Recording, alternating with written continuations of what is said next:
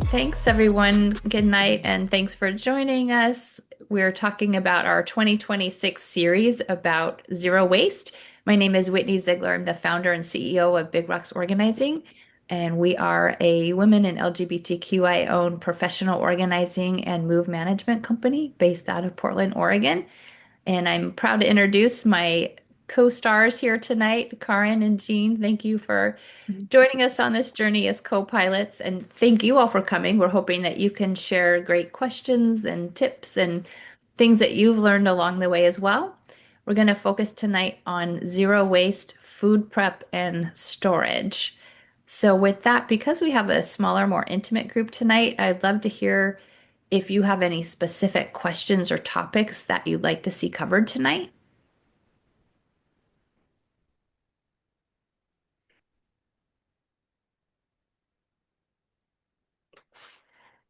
And if not, that's okay. I am going to, before we jump into the topic, I'm going to do some self-reporting and let you all know that I bought some handkerchiefs that are reusable.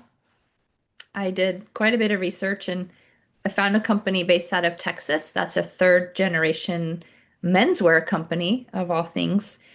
And they source organically grown cotton that's grown locally in Texas. And then they pay a fair wage to folks to turn them into these reusable, biodegradable hankies. So I've been using them for about a week now, and they're really soft and great. And so I just wanted to report back. That was one of my zero waste goals for this year was to switch from using disposable tissues over to something reusable. So I'm still in the habit of grabbing for that box of Kleenex, but I'm retraining myself. So it's happening. Um, Karin, I know one of your goals was to do more cooking from scratch, and it sounded like maybe you felt a little bit intimidated by that prospect. So I'm wondering if we could check in with you on where you're at in your journey and what your approach is, and if you could share some tips from the Zero Waste book from Shia Sue as well. Mhm. Yeah. Um, I have the book right here. And I think, yeah, going into this chapter about food prep when we read it as a team last year, I was thinking like, oh, I'm gonna feel some judgment in the like I'm gonna feel intimidated by this, but actually the author talks about how she and her partner were like not cooks going into this process and they ate a lot of like junk food and frozen dinners, and that's kind of where I'm at. So it was nice to see that it, she had sort of an accessible journey and took the time and figured out. I think she even mentions like at some point having to uh, introduce certain things like slowly into their diet because it was like upsetting their stomachs, and that kind of like, I don't know, knowing that someone is thinking that much about the difference between doing that sort of easy frozen dinners, going over to like actually cooking from scratch. And there's some recipes in this book, which is nice too, because they're all pretty like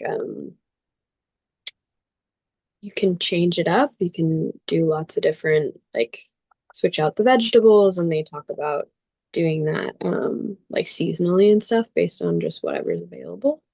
Um yeah, I think I'm when I'm trying to change a habit, I rather than like trying to be really strict about it and then just like not doing it and feeling bad, I kind of try to introduce it slowly. So like one of the things that when I wanted to start eating less red meat, I started out of just deciding like, well, when I'm trying to decide between two things to eat and one of them is red meat, I'll just choose the other one.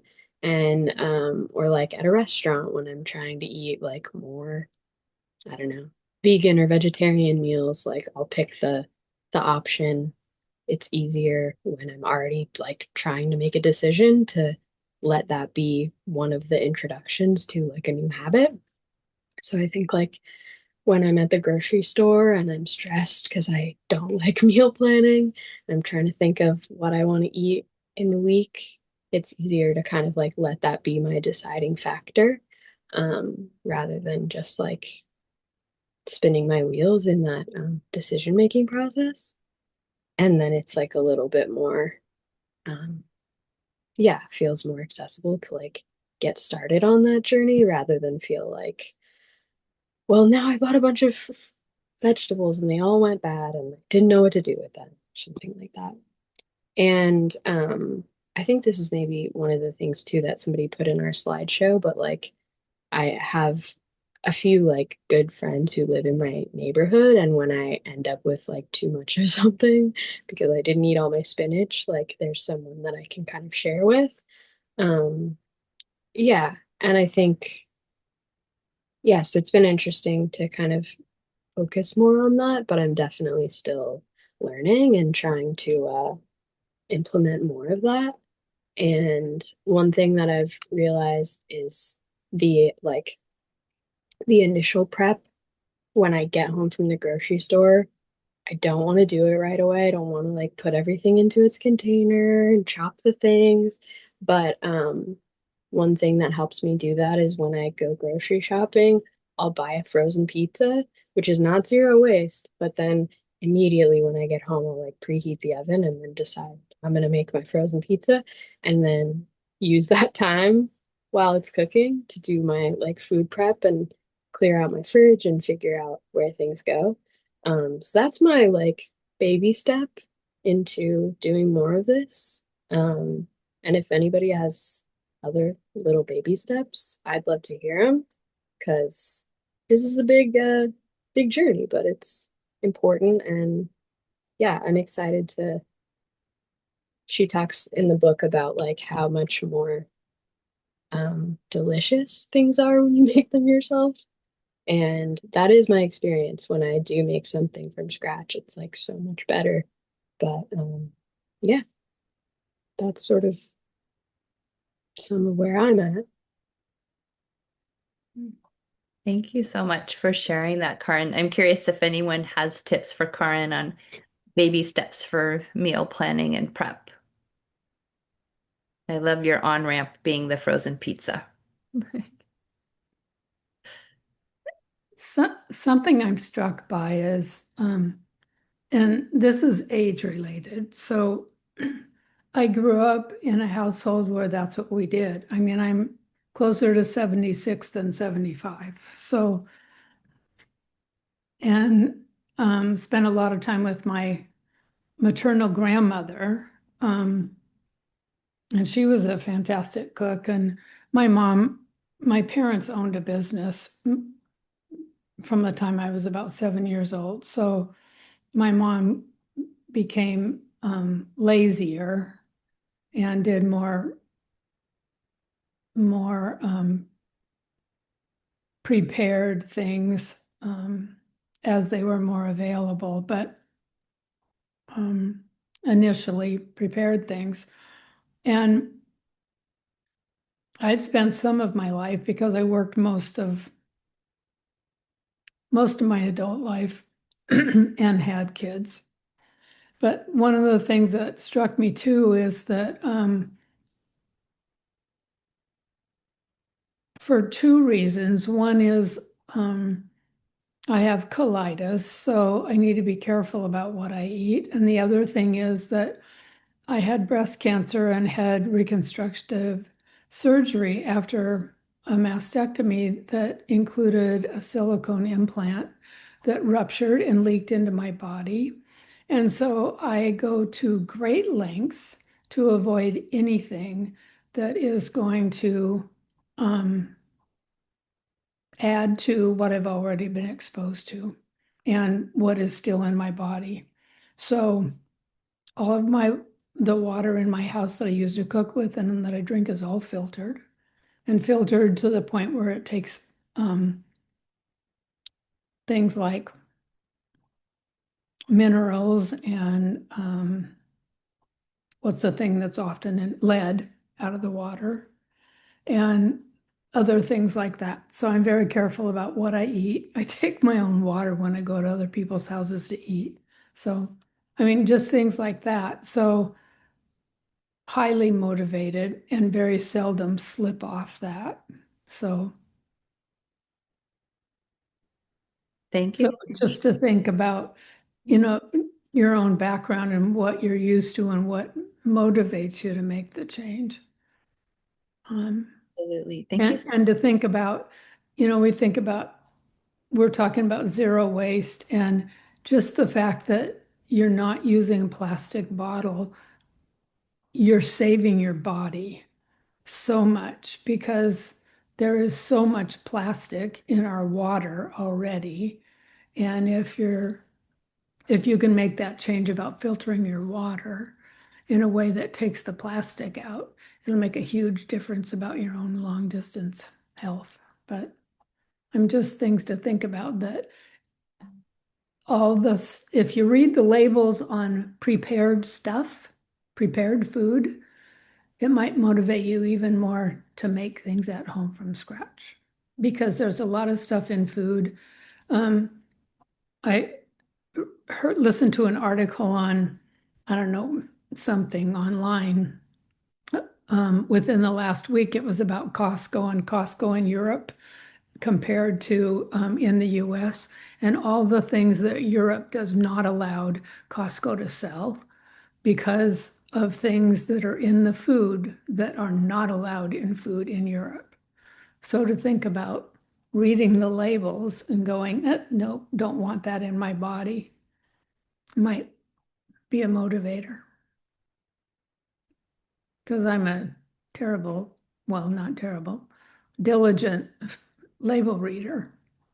So, Yeah, thank you for sharing that, Beth. And in September, we'll be focusing on microplastics and how to reduce our exposure to plastics, especially when it comes to food. So it's good to start thinking about that now. And as we're talking about food storage and prep too. And thank you for sharing your personal story. And I think it is important to think about our motivation for change. I know for me, I was diagnosed with, I had some GI issues and just a lot of food intolerances. So I have to read labels very carefully and mhm. don't eat out a lot, prepare my own food. So that was a motivator for me in my life to make some changes. I'm curious if anybody else would like to share either some advice for Karin on baby steps with meal prep and food planning, or if you'd like to share things you've learned from your own personal journey.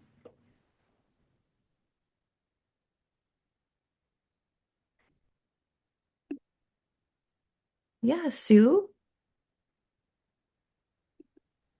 I have a gluten intolerance, and I just discovered last year that have allergies to nightshades, which basically, everything, if everything hurts if I eat any nightshade, I mean, all my joints hurt and everything. But if I don't, I'm fine.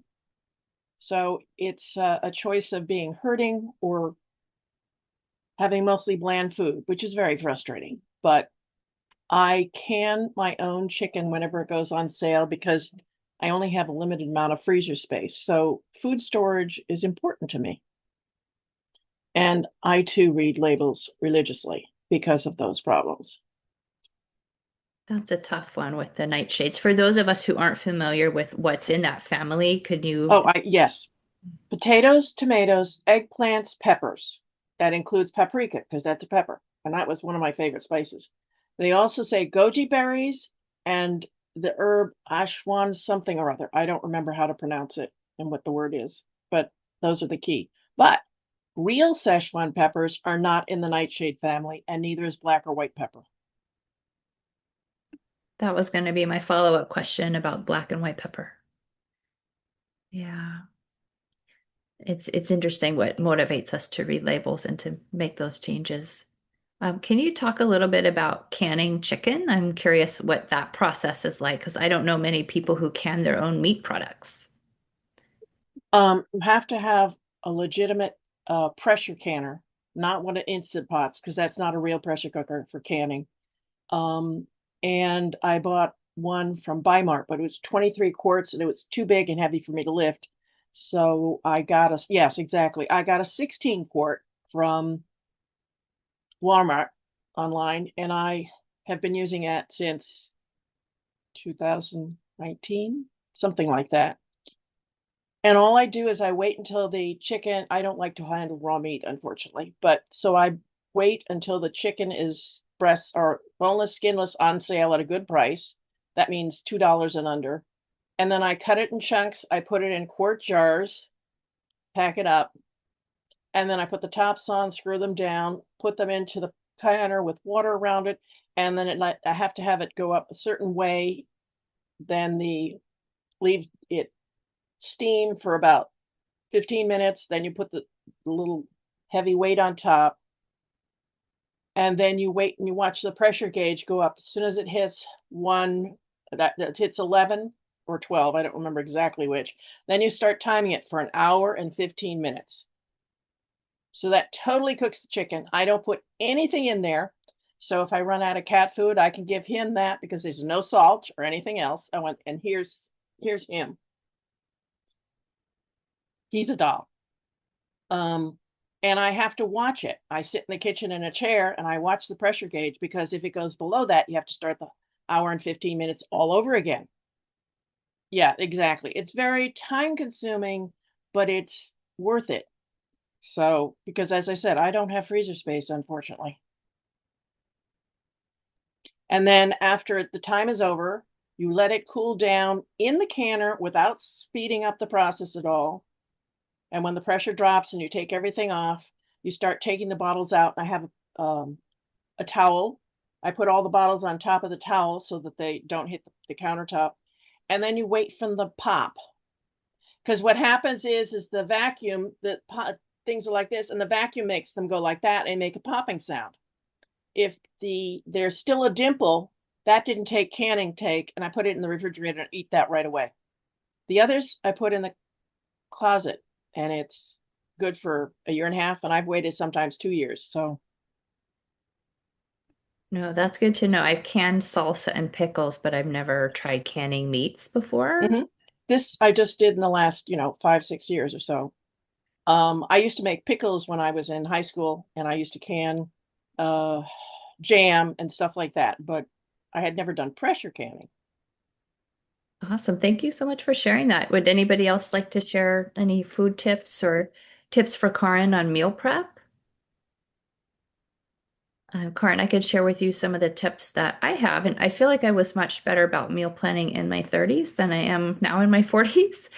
But I used to print like a free calendar that I would find online, and I would just plan 2 weeks at a time because I really don't like to go grocery shopping. So I would just go once every couple weeks. So I would make the meals that required using the freshest ingredients first, and then, kind of dig out of the pantry for the ones that were later on in the week. And I would cook on Sundays and make big pots of things like stews, chilies, things like that. And then I would freeze some portions of it. My brother every Sunday makes what he calls the never-ending salad.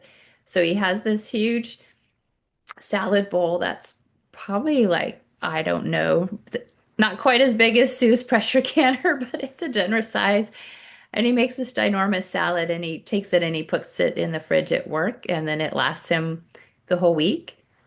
We have the never-ending salad at our house too, where we'll make a big bowl of salad, and then it starts to get, the bowl you eat it down, but then you can fluff it up with additional ingredients as the week goes on, and it just kind of like you just keep stretching it out. So those are some things that I have done.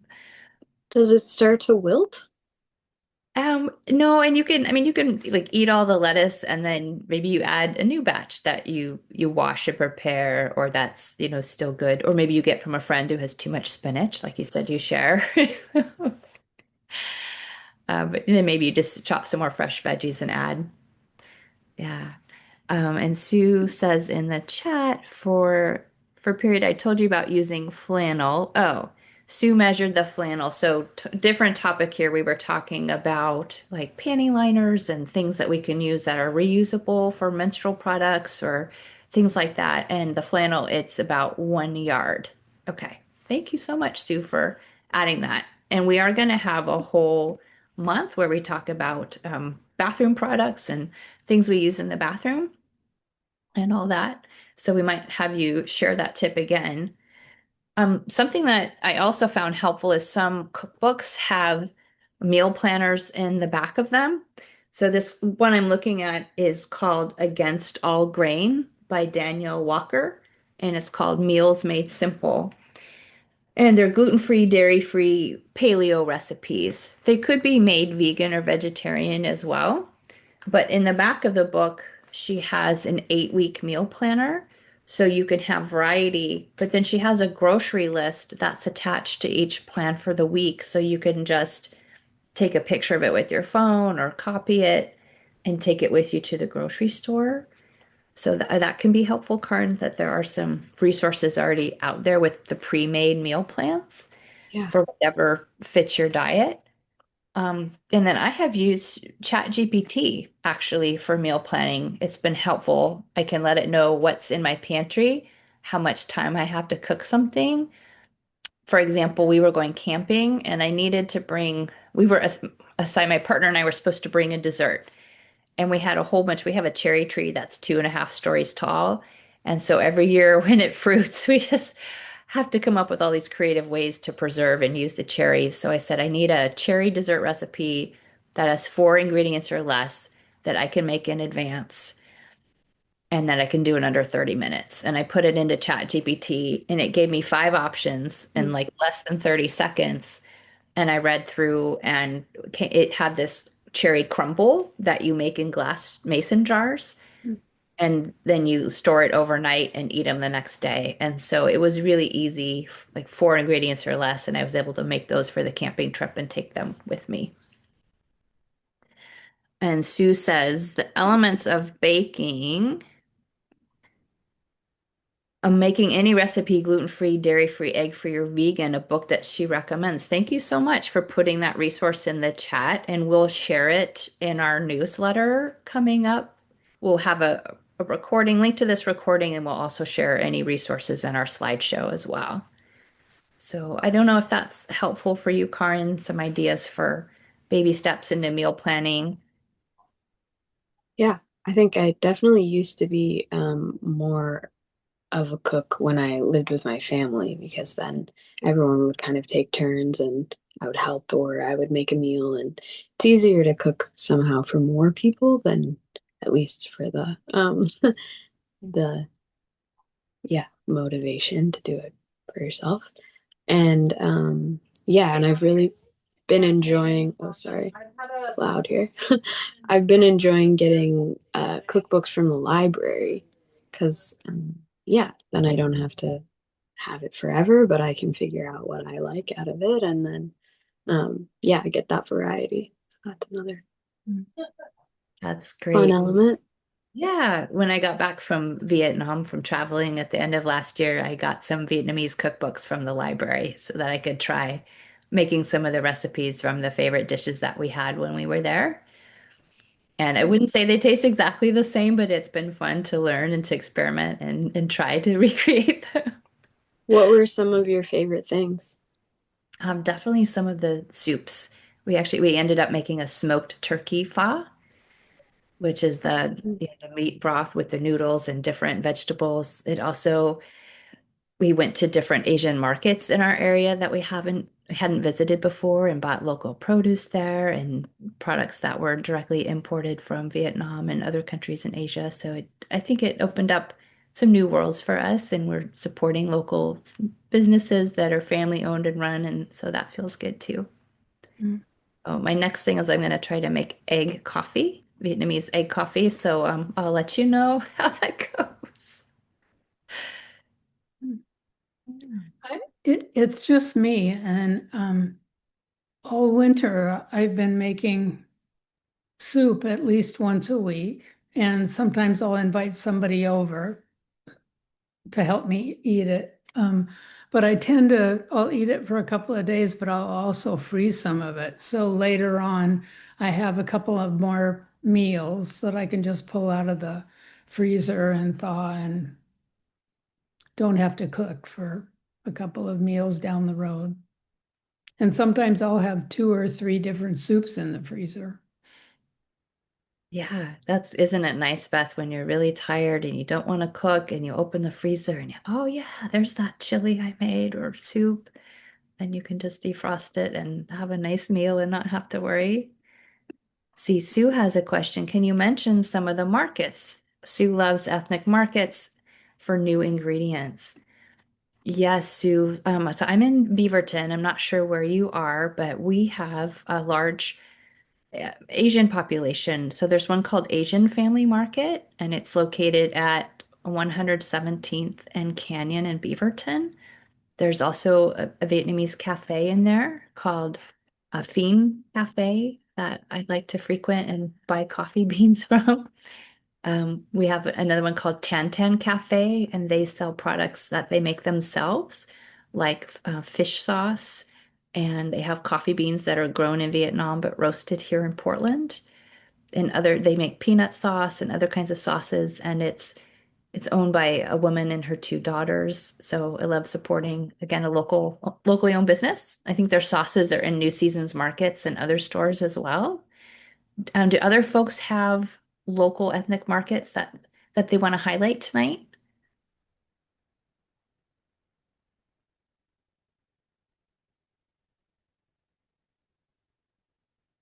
I think there's just so much out there if we look. For example, I did a Google search for Indian grocery stores. I've got three within 1 mile of me, and they're small and locally owned. Sue took a Chinese and Southeast Asian cooking class in the 1980s. I'm curious, Sue, do you still make any of the dishes that you learned in the class? Unfortunately, due to the nightshade crap, not really. But I did it kind of a jumping off stuff. I used to have tortellini and I'd boil them and then I'd throw in a little bit of butter and then a bunch of tamari sauce, which is not traditional, but that's where pasta came from, the Near East or the Far East, whichever. So I just kind of mix whatever tastes good and tastes for a change. I'm looking for a good Middle Eastern market because I want to get pomegranate paste. It is fantastic as a seasoning, and you can make your own pomegranate soda. It's an international store with a Middle Eastern specialty. It's near Murray and Allen in Beaverton. Okay. It's right next door there's a McMenamins and then a pet grooming place, All right. but they might have it there. And then there's also a halal market right next to the Asian family market. Okay. That helps. Yes. Yeah. And Because I love all the different Asian. When I lived down in the San Francisco, San Jose area, I would go to all the ethnic markets and I'd always grab at least one can or jar of something I had never seen before and take it home and see what it tasted like because it's fascinating. why not? It's nice to learn something new and to explore learning about another culture through their cuisine. Hmm. We also in Beaverton we have a Filipino market, and there's also Oh, Uwagi Maya, which is the oh huge yeah, I've gone there many times. supermarket. Yeah, where you can even, pick out your own live seafood and I've done that too. yeah, and they have a little restaurant in there as well. Oh, I have to tell you about shrimp. If you Okay. get shrimp with the heads on and you cook them, the shrimp themselves are butter soft. They're not rubbery like usual shrimp are. I It's didn't. it's really strange, but it's fascinating that makes a difference. Does that work for multiple kinds of shrimp and different sizes of shrimp? Any shrimp that I've ever had with the head on, yes. I went sailing with an old boyfriend and we caught shrimp, just enough to make half a sandwich for each of us, but we just cooked it heads on and it was amazingly tender. Okay, all these tips that we're learning tonight. Thank you. Jean, are we ready for our slideshow? Or Karin, did you want to add anything before we dive into the slideshow? Well, I was just curious, I also, yeah, if what do you usually freeze things in when you freeze your leftovers from different people? What are your, because I think usually if I'm freezing something, I am using plastic. So I'm wondering if anybody else Glass has. snap, ooh, glass snap lock. Okay.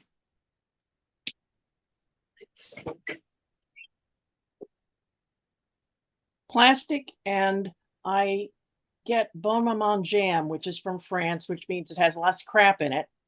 And I use all the little jars because they're about a serving's worth. They're fantastic. So I have lots of those in the freezer too. And then plastic because it's just easier and that's what I have.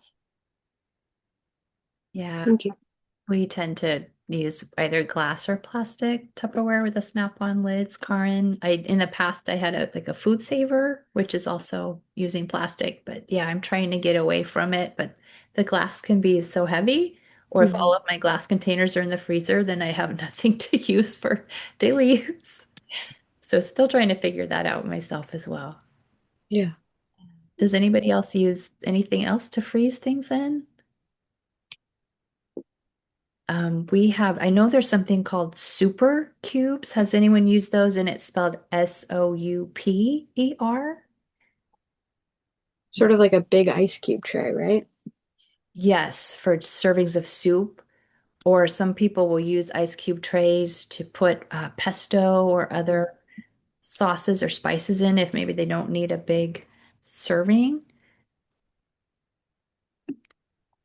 Here, I'll put this in the chat.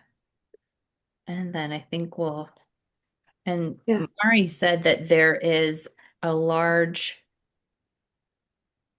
Asian market on Pacific Highway in Tigard. We can't quite remember the name, so if anybody remembers it, please let us know.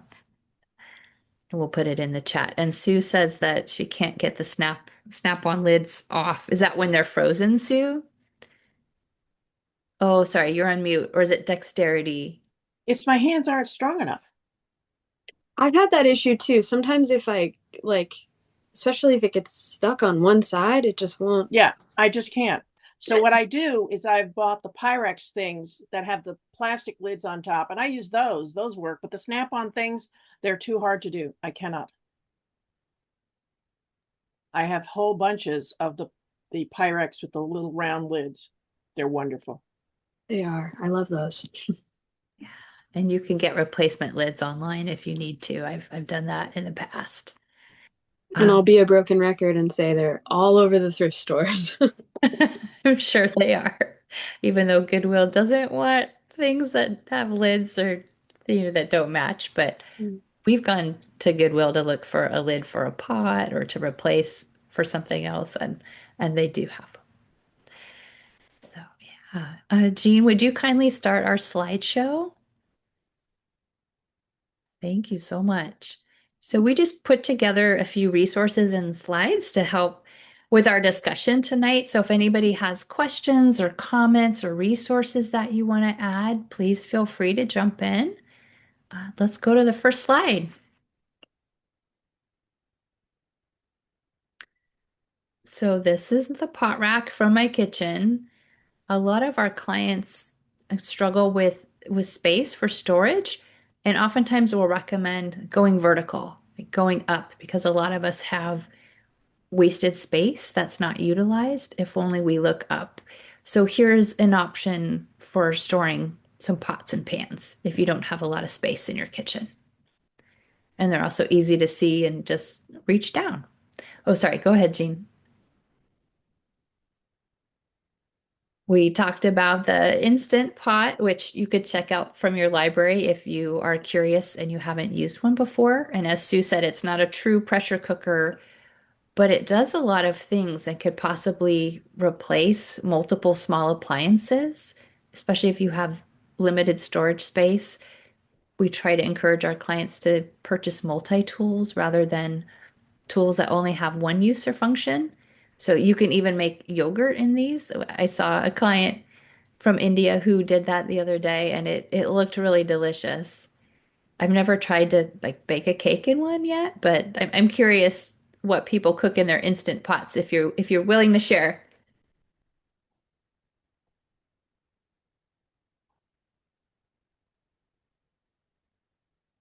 Everybody's kind of shy tonight, and that's okay. But again, if you have ideas or you want to throw out resources, please do. That's nice that it does the air crisping too. I haven't seen that before. Jean, let's go to the next one. Okay, this is my Phien, which is a Vietnamese coffee filter. So it's just a really simple stainless steel tool that you can take anywhere and it fits on the top of almost any cup and you just slow drip your coffee basically it makes espresso. And it's really affordable and sustainable and reusable. But I know some folks really love their fancy coffee machines, that I would never separate them from their fancy coffee, but just as a reminder that we can keep things simple as well. All right, next slide. So here are some pantry storage examples. You've got kind of a mix of plastic and cans on the left-hand side. You can see all the spices on these risers on the right-hand side, or you can read the labels and it's easy to see everything. I think sometimes our clients have their spices kind of lined up in the cupboard so that they're all at the same level and you can't see what's behind the first row. So it can be nice to see what you have. We also encourage people to put their spice jars in drawers if they have a shallow drawer, because you can pull it out and immediately see what you have. And Sue says, since the pressure cooker is too large to use for small amounts, she did get an Instant Pot. We're not allowed to hang anything from the ceiling, I'm guessing where you live, and you're planning on getting a wall rack. Yeah, that can work great too. Or even, what am I thinking of? Sorry, pegboard, that you can just put hooks on things and you can move things around. And as your items change, then you could change your layout as well. It's not fixed into one single layout. Jean, can we go to the next slide?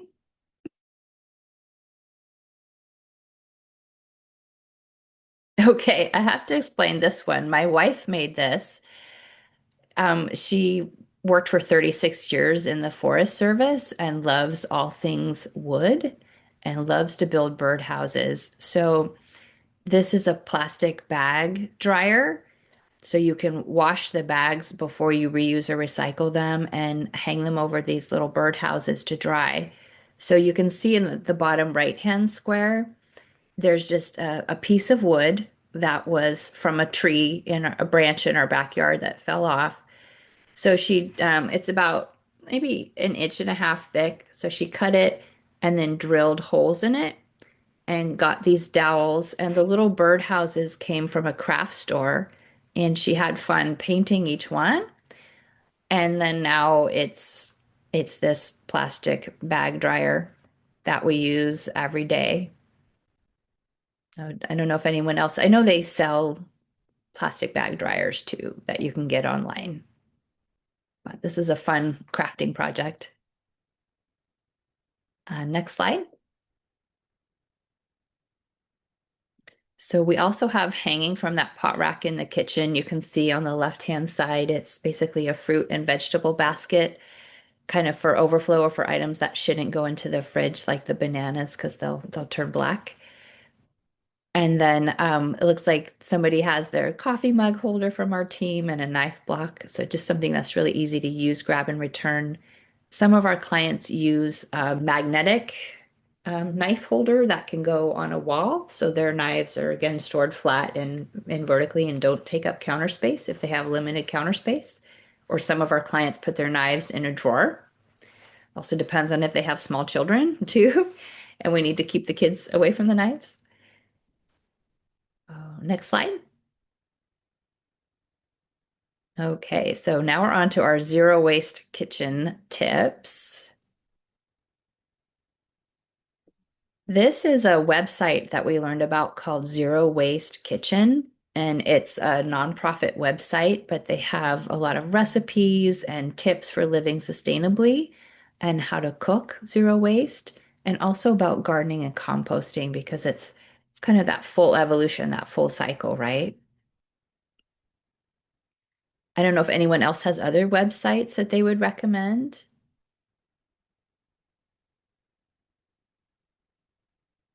Okay, well, we can definitely check this out and we'll include this in our resources. In fact, you'll have the whole slideshow afterwards as a resource.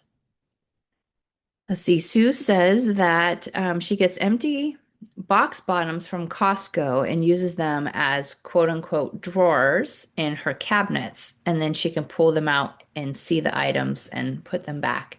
That's really great, Sue. That's a super affordable way to have pull-out drawers.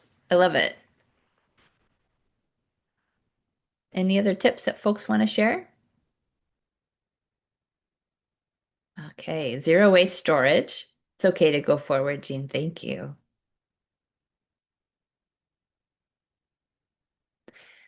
So before we go on to this slide, Mari found the name of the Asian market in Tigard. It's called H, a capital H Mart, and it's on Pacific Highway. And she put the address and the phone number in here, and it's right next to Bimart. And one person said in a review that it's the best Asian market on the west side. Okay, Mari, we're gonna have a field trip. I love it. So here are some tips we talked about storing food in plastic. Here are some ideas.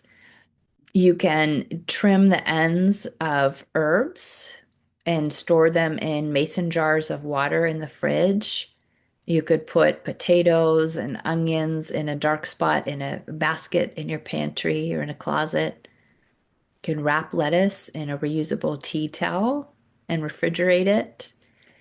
You can freeze some fruits to blend them into smoothies. Peaches, you can just freeze them whole with the skin on. We picked a bunch of peaches at a peach farm one year, and then you just run them under cold water when they're frozen, and the skin peels right off. And then you can just soften them a little bit, like 30 seconds in the microwave, cut it open, get the pit out, and then you can put it into your smoothie or your crisp or whatever you're making with it. So, tomatoes, you can do that as well. We do freeze bananas before they start to go bad and make banana bread out of them. You can use glass jars to store leftovers in. You can wrap your bread in or cheese in a cloth. Keep celery and carrots in jars, soaking in your fridge. And there's just so many different great ideas here, like the beeswax wraps, glass containers with the snap lids or without the snap lids, pursue. I'm curious if anybody else has other storage ideas that aren't listed here. I have a little bit of a different one on the herbs. Yeah.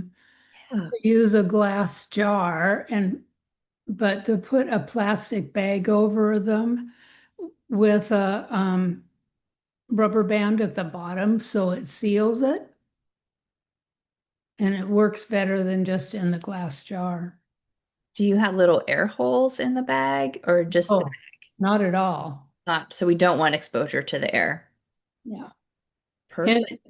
they end up covered in it, it looks like in a greenhouse where they had turned the sprinklers on. Nice. So it has the kind of condensation to keep it My fresh. parsley will last for weeks. Wow. That's great. Well, that'll cut down on food waste for sure. Thank you for sharing that. Does anyone else have a tip they'd like to share? Okay. So Sue says in the chat that when she had a bigger freezer, she kept a jar in the freezer for all food scraps to put into soup stocks. That's a great idea, Sue. I used to do that with the tops of carrots.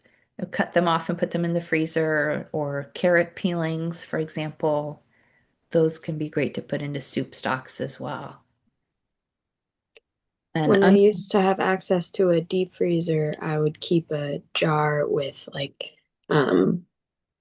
different things that you could use for natural dyes. So like, well, you don't have to keep onion skins in the freezer, but like the outside papery parts of onions can be used for dyes, and like pomegranate pieces, and there's a few random things, but it is nice to have that option. very cool. Store them up. Curious, Karin, what kinds of things would you dye? I mean anything and everything. Anything could be a different color. A lot of like tea towels and some handkerchiefs. Clothes sometimes if something gets stained. I feel like natural dye is nice because it kind of starts to fade out and then you can do it again and kind of play with a lot of different options. It's fun. That's great. Will you try to remember to share that in October when we talk about fast fashion and Totally. amazing? Thank you. Jean, let's check out the next slide. Okay, here are some ways to store beans and nuts and different proteins. If anyone else has ideas for storing these things, please let us know.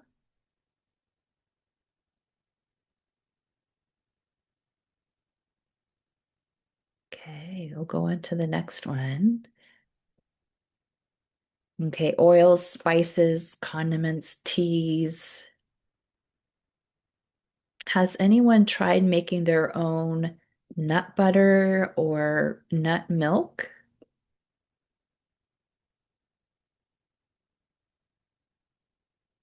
Right, it might be time to try that. I think there's a recipe in our book, Karen, for making different kinds of nut milks, like almond milk, for example.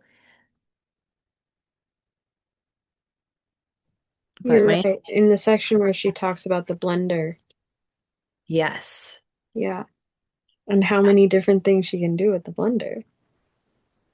Yeah.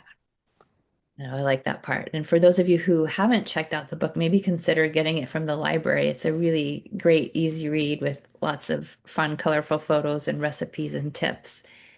Okay, Sue says that she grinds her coffee beans and cold brews it in the fridge. That sounds delicious. I cold brew my coffee too.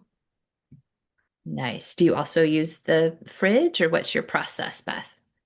In the fridge. Okay. Um, what was I gonna say? I don't remember. Oh, if you're gonna make your own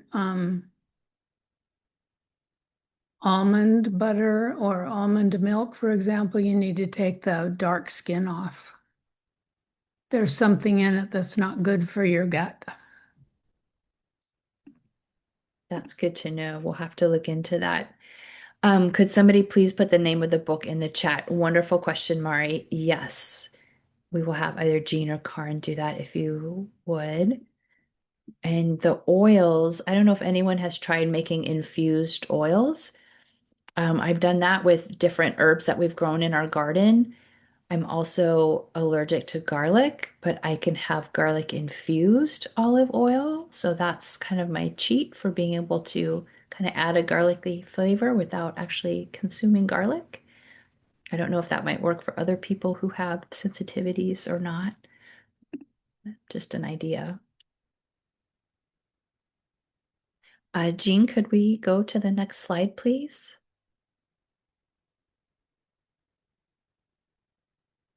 Okay, dairy and eggs. I know in some countries people don't refrigerate eggs, and in some countries we do, but here's some storage ideas for dairy, butter. Does anybody else have other storage ideas for these items?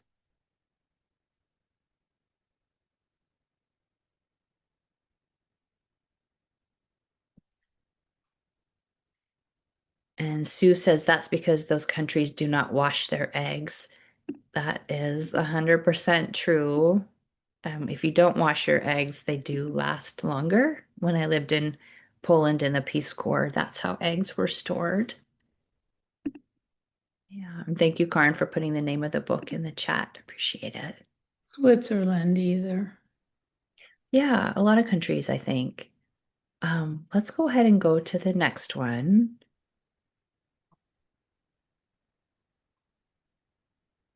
So these are some pantry staples, storing items in glass jars like pasta. With the bread, you can store it in a cloth or in a old-fashioned bread box. And the author of the book recommends actually when she goes to the bakery to buy her bread, she takes a clean dish towel and wraps it in that rather than putting it in a plastic bag. And she shops at stores that are small enough where they will let her do that. The bigger chains, she writes, um, tend to maybe have rules against that.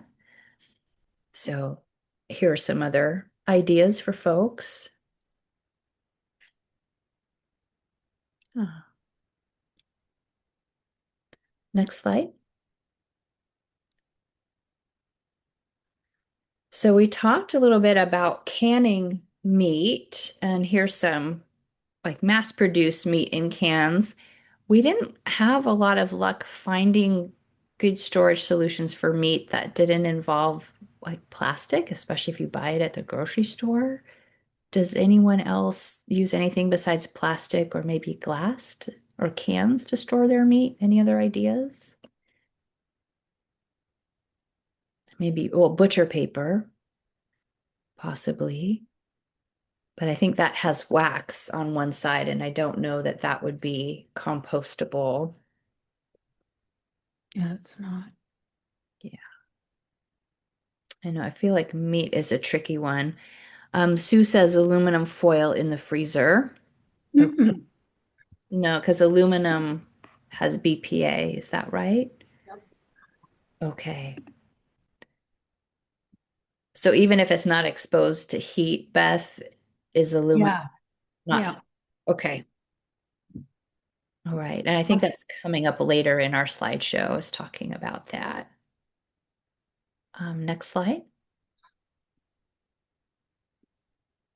So fruits and veggies, storing them at the proper temperature can help them last a lot longer. Like storing them in the crisper drawer at the proper humidity is helpful. Anyone else have storage tips for veggies?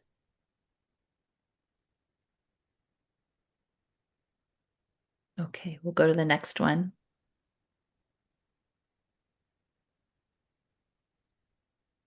Food product dating. I know this can be a little controversial. We won't go into detail here because we only have about 5 minutes left, but we will share these slides with you later.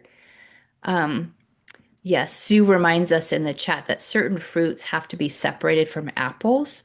So apples off gas and they cause things that they're exposed to ripen more quickly. So if you have something that's unripe and you want it to ripen faster, you can put it in a brown paper bag with an apple and it will help it ripen more quickly. But yes, that is something to be aware of for sure. So we won't go into this right now, but we will share this later. Jean, if you could go to the next one. I think it can be really confusing with best if use by dates, sell by dates, use by, and freeze by. So we put some guidelines here that we learned about that can be helpful. But again, we'll let you read these later as we're a little bit short on time. But I appreciate the great discussion we've had tonight. More food safety tips here, especially about handling meat products and foods like that can go bad if they're left exposed to the air, like chicken salad, for example. Oh, yeah. These are helpful products. We use these shelf risers with our clients all the time because it can double your cabinet space. We find that a lot of cabinets are not really well or practically designed, and you can get them at Dollar Tree or inexpensively elsewhere. Next slide.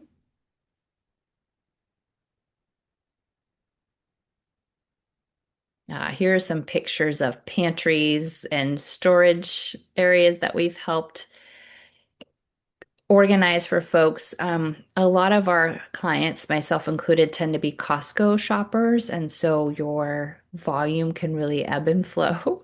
So this is a pantry that we did where people had back stock in their garage or in their basement. Next slide. Another pantry backstock area.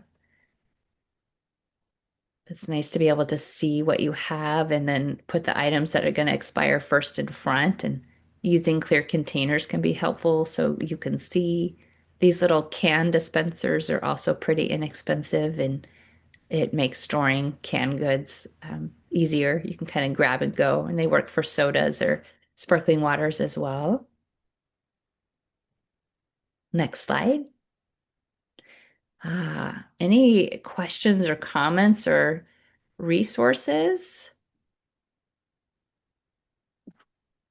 And Jean, thank you for putting our slideshow together. It looked beautiful. Yes. This is Yesenia. We tried to have bananas, just as additional fruit, but obviously when they go ripe, I try to make banana bread as much as I can. And if I can't get to it, I freeze it. Uh-huh. So that helps. But I also use mason jars with the lids for cold and dry storage, and they're very just I don't know. I just like the glass, and I have different sizes, just seem cleaner also, but they're really nice. Oh, amazing. And I think Karin might say that you can find them at thrift stores readily. True. Yeah, Sue. Absolutely. Yeah, or reusing glass jars for storage too, that maybe your food items come in. You can also find them at zero waste stores if you go shopping there and need a container to put something in. I One, also brought, oh, sorry. oh, sorry, go ahead. Yeah, show us your jar. Well, it's a jar. It's got the seal, but it also has this cheese grater attachment, Oh, cool. which is really great. My mom got everyone one of these for Christmas like 2 years ago. So I get to grate my own cheese instead of buying it in the plastic package pre-grated. And it's wonderful. Highly Yeah. recommend. And then Storage. you don't have cornstarch or potato starch on your bread. Exactly. Perfect. Much more delicious. Do you have any idea where your mom found this, Karin? I'm not sure, but I'll have to find the link and throw it in the email maybe. That would be great. Well, thank you everyone so much for joining us tonight. We are going to send out our newsletter next week, and it will have our blog that has tips along this same topic, and we'll share the resources that were shared tonight as well, and a link to the slideshow. Next month, we're going to be meeting on April 1st, April Fool's Day, from 5 to 6 p.m. And we'll be talking about, I believe it's household cleaning, like cleaning products and how to make our own and use more natural products. So that'll be a good topic as well. Thank you, everyone, so much for sharing your tips and for being here tonight. I appreciate you all very much. And have a good rest of your Good night.